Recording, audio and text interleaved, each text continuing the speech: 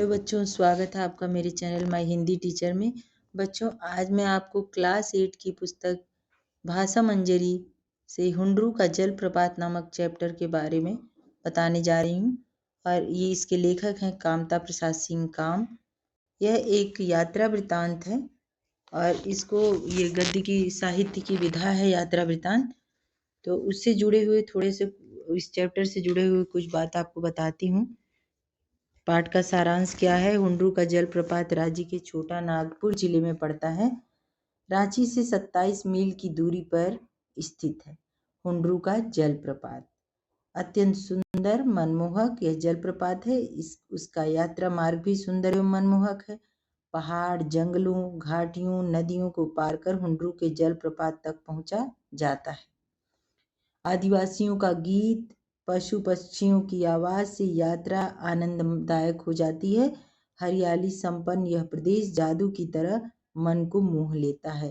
कहीं कोयला तो कहीं अब्रक की खान मिलती है। वहाँ के लोग गरीब और सीधे साधे हैं। हुंडरू का जलप्रपात स्थल की शोभा देवलोक जैसी है और 243 फुट की ऊंचाई पर हुंडरू का जलप्रपात बसा है, जहाँ से पानी गिरता है पहाड़ों को चीरता। पत्थर पर जिस समय गिरता है उसका स्वरूप अत्यंत आकर्षक दिखता है। पानी गिर गिर कर 20-20 फीट उछलता है। झरने से आगे का दृश्य और भी अधिक मनमोहक हो जाता है। उससे आगे भी ऊंचे ऊंचे झरने हैं, लेकिन वहां तक पहुंच पाना कठिन है। पहाड़ के ऊपर भी ऊंचे ऊंचे झरने हैं। नीचे पतली पतली पगडंडी से चलकर घाटी की शोभा भी वर्णनीय है। सर्पाकार पतली पतली नदियों के किनारे रंग बिरंगे पत्थर विभिन्न आकार प्रकार में लोगों के लिए नयनाभिराम लगते हैं। बहुत ही खूबसूरत दृश्य है हुंडरू के जलप्रपात का। हुंडरू की शोभा प्रकृति प्रदत्त है। वहाँ दुकानों का अभाव है, खाने पीने की चीज नहीं मिलती वहाँ पर। और वहाँ के लोग अगर कुछ करना चाहते तो वहाँ पर बिजनेस की कोई कमी नहीं है, व्यापार की कोई कमी नहीं है। क्योंकि जो लोग भी जाते हैं पर्यटन के लिए, वहाँ घूमने फिरने जाते हैं, उनको खाने पीने की वस्तुओं की बहुत परेशानी होती है। तो वहाँ पर जाकर कुछ बिजनेस किया जा सकता है। वहाँ हुंडरू का जलप्रपात बहुत ही दर्शनीय है, तो लोगों का जाना आना तो लगा ही रहता है, बस खाने पीने की परेशानी होती है। चलिए बच्चों, इस पाठ से अब हम आपको प्रश्न उत्तर बता देते हैं। ऑब्जेक्टिव टाइप के 20 क्वेश्चन है इस पाठ से। बाकी आपको अति लघुत्तरी कुछ प्रश्न भी मिलेंगे, लेकिन 20 प्रश्न आपको ऑब्जेक्टिव MCQ मिलेंगे, जो कि बोर्ड एग्जाम में इसमें से कम 4 से 5 प्रश्न आते ही आते हैं। चलिए देख लेते हैं बच्चों, हुंडरू का पानी किसकी तरह छलांग भरता है। ए है बिल्ली की तरह, बी है शेर की तरह, सी है चीता की तरह और डी है हिरण की तरह। तो इसका सही उत्तर हो जाएगा हिरण की तरह। दूसरा प्रश्न है, इस पाठ के लेखक कौन है। तो इस पाठ के लेखक हैं, ए है कामता प्रसाद सिंह काम, बी है प्रेमचंद, सी हजारी प्रसाद द्विवेदी, डी है निर्मला पुतुल। तो इसके लेखक हैं कामता प्रसाद सिंह काम। तीसरा प्रश्न है, हुंडरू का पानी किस तरह चक्कर काटता है। ए है चूहा की तरह, बी है नेवला की तरह, सी है बिल्ली की तरह और डी है सांप की तरह। सही उत्तर है डी, सांप की तरह। प्रश्न नंबर 4 है, पुरुलिया रोड से हुंडरू की दूरी कितनी है। तो ए है 14 मील, बी है 13 मील और सी है 24 मील और डी है 3 मील। तो बच्चों, ये आपके प्री बोर्ड के एग्जाम में भी ये प्रश्न आया था। 13 मील है पुरुलिया रोड से हुंडरू की दूरी। प्रश्न नंबर 5 है, हुंडरू का जलप्रपात गद्य कौन सी विधा है। ए है यात्रा वृत्तांत, बी है कहानी, सी है निबंध और डी है रिपोर्टाज। तो बच्चों, यह है यात्रा वृत्तांत। प्रश्न नंबर 6 है, हुंडरू का जलप्रपात की ऊंचाई कितनी है। ए है 100 फुट, बी है 243 फुट और सी है 400 फुट और डी है 500 फुट। तो देखिए यहाँ पर ना 100 है, ना 400, ना 500, 243 फुट की हुंडरू की ऊंचाई है। तो इसका सही उत्तर हो जाएगा बच्चों बी। प्रश्न नंबर 7 है, हुंडरू का जलप्रपात रांची से कितनी दूर है। ए है 15, बी है 30 मील, सी है 25 मील और डी है 27 मील। तो ये 27 मील दूर है। देखिए जितने भी प्रश्न इसमें आ रहे हैं, ये सारे प्रश्न इंपॉर्टेंट हैं और अभी प्री बोर्ड में इसमें से कम 4-5 प्रश्न आए थे, तो आप लोग बहुत ध्यान से इसको देखिए और एग्जाम के लिए बहुत ही इम्पोर्टेंट है ये चैप्टर। हुंड्रू की प्रश्न नंबर 8 है, हुंड्रू की शोभा कैसे बनती है? ए है सरकार द्वारा, बी है नदियों द्वारा, सी है वहाँ के निवासियों द्वारा और डी है प्रकृति द्वारा। तो इसका सही उत्तर है प्रकृति द्वारा। प्रश्न नंबर 9 है, जैसा हुंड्रू का झरना वैसा उसका मार्ग किसने कहा? वहाँ के निवासियों ने, बी है लेखक ने, सी है सैलानियों ने और डी है सैनिकों ने। तो किसने कहा है? लेखक ने। प्रश्न नंबर 10 है, हुंड्रू का जलप्रपात में किस संस्कृति का वर्णन है? ए आदिवासी संस्कृति का, बी है पंजाबी संस्कृति का, सी है ईसाई संस्कृति का और डी है मुस्लिम संस्कृति का। यहाँ पर आदिवासी संस्कृति, क्योंकि झारखंड एक आदिवासी बहुल प्रदेश है, तो यहाँ पर आदिवासी संस्कृति का वर्णन किया गया है। ए नंबर सही है। प्रश्न नंबर 11 है, हुंड्रू जलप्रपात के पास किसने बंगला बनवा दिया है? तो हुंड्रू के जल के ए है जिला बोर्ड ने, बी है वहां के राजा ने, सी है मुख्यमंत्री ने, डी है प्रधानमंत्री ने। तो किसने बंगला बनवा दिया है बच्चों? जिला बोर्ड ने। इसका सही उत्तर हो जाएगा ए। प्रश्न नंबर 12, छोटा नागपुर लेखक की दृष्टि में क्या है? ए है स्वर्ग का टुकड़ा, बी है जंगल, सी है नर्क और डी है वीरान। तो देखिए, आपको मैंने पहली ही लाइन पढ़ते समय चैप्टर में भी कहा था कि छोटा नागपुर स्वर्ग का एक टुकड़ा है, इसको आप लोग अंडरलाइन कर लीजिएगा। तो आप देखिए कि इसका ए उत्तर सही होगा। अगला देखते हैं बच्चों। प्रश्न नंबर 13 है, स्वर्ण रेखा एक खाली स्थान है। अब ए है झरना, बी है नदी, सी है झील, डी है तालाब। तो स्वर्ण रेखा क्या है? एक नदी है। बी है उत्तर सही हो जाएगा। प्रश्न नंबर 14, हुंड्रू का जलप्रपात किस राज्य में है? ए है बिहार में, बी है उड़ीसा में, सी है झारखंड में और डी है पश्चिम बंगाल में।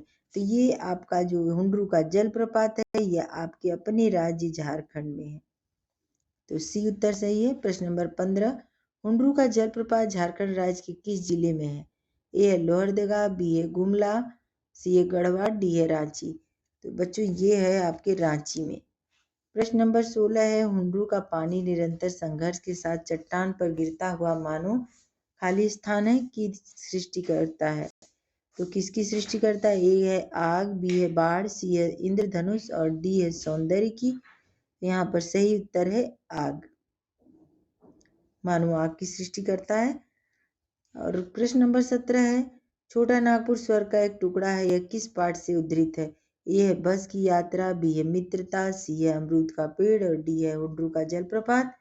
तो ये 17वां का प्रश्न हो जाएगा डी, उत्तर डी, हुंड्रू का जलप्रपात।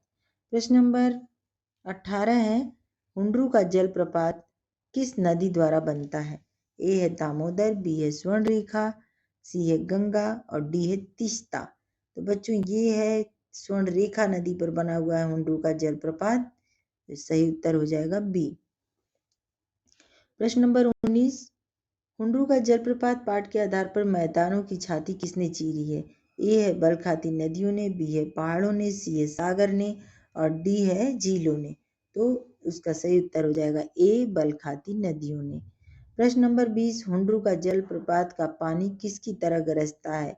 ए है शेर की तरह, बी है बाघ की तरह, सी है चीता की तरह और डी है हाथी की तरह। तो ये बाघ की तरह हो जाएगा, उत्तर बी सही है। अगला देखते हैं बच्चों, अति लघुत्तरीय प्रश्न क्या है? अति लघुत्तरीय छोटे, अति मतलब एकदम छोटा, बहुत छोटा। लेखक ने छोटा नागपुर को क्या कहा है? तो लेखक ने छोटा नागपुर को स्वर्ग का एक टुकड़ा कहा है। प्रश्न नंबर 2, पुरुलिया रोड से जलप्रपात की दूरी कितनी है?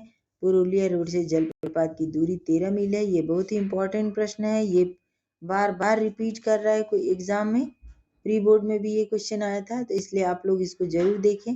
प्रश्न नंबर 3, हुंड्रू की पवित्रता कैसे मालूम होती है? ऐसी मालूम होती है मानो हम देवलोक के समीप पहुंच गए हैं। अगला प्रश्न है, वह न रांची का है न हजारीबाग का, फिर किसका है? उत्तर है सबका। 5वां प्रश्न है, छोटा नागपुर शब्द का आशय क्या है? छोटा नागपुर शब्द का आशय है वर्तमान झारखंड, जो आज के समय का जो झारखंड है उसको कहते हैं छोटा नागपुर।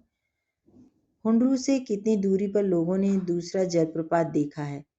उत्तर है लगभग 7 मील की दूरी पर। प्रश्न नंबर 7, यहाँ कितने तरह के पत्थर देखने को मिलते हैं? उत्तर 2 तरह के पत्थर।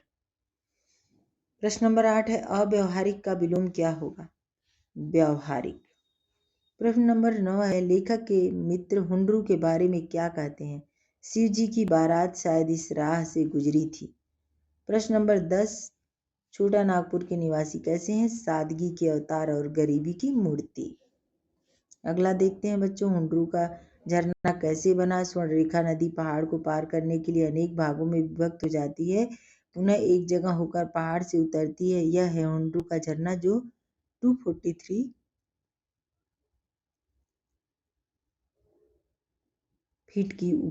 फीट ऊपर से गिरती है। प्रश्न नंबर 2 है स्वर्णरेखा नदी किन किन स्थानों से होती हुई बंगाल की खाड़ी में गिरती है? स्वर्णरेखा नदी उत्तर है।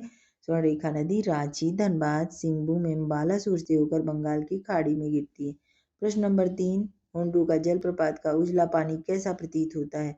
उत्तर है उजला पानी ऐसा प्रतीत होता है जैसे पानी के चक्कर में और भंवर में पिसकर पत्थर का सफेद चूर्ण गिर रहा है। प्रश्न नंबर 4 छोटा नागपुर स्वर्ग का एक टुकड़ा है। कैसे छोटा नागपुर आकर्षक, मनमोहक और आनंददायक स्थान है। वहाँ स्वर्ग की तरह हर तरफ सुंदरता एवं शांति बिखरी पड़ी है। पक्षियों के कलरव और खेतों की हरियाली से यहाँ का वातावरण रोचक बन जाता है, अतः छोटा नागपुर स्वर्ग का टुकड़ा है। आकर्षित शब्द में कौन सा प्रत्यय लगा है? तो आकर्ष प्लस इत आकर्षित। तो बच्चों मैंने आपको पहले ही बताया था कि यहाँ पर देखिए कौन कौन सा प्रत्यय है। इत प्रत्यय आकर्षण मूल शब्द है।